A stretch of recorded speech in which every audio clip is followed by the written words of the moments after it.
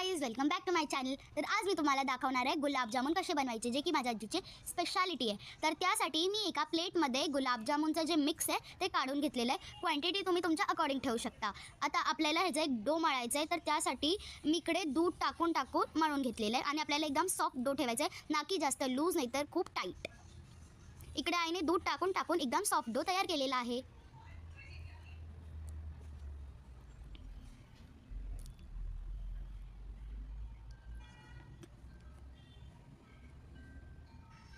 त्यानंतर हा डो जो रेडी आहे त्याचे आपल्याला छोटे छोटे गोळे करून घ्यायचे आहेत.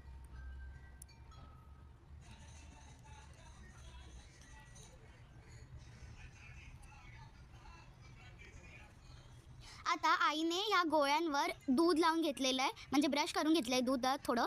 आता आपण एका पॅनमध्ये तूप काढणार आहोत. आईकडे तुपात तळणार आहे, तुम्ही याला तेलात सुद्धा फ्राय करू शकता.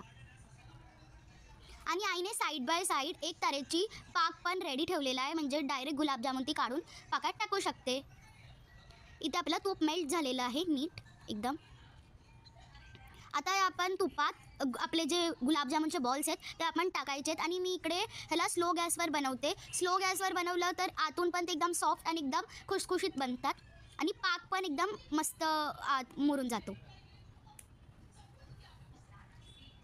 आता हे गोल्डन ब्राऊन झालेले आहेत. आता आपण ह्याला पाकात टाकायचं.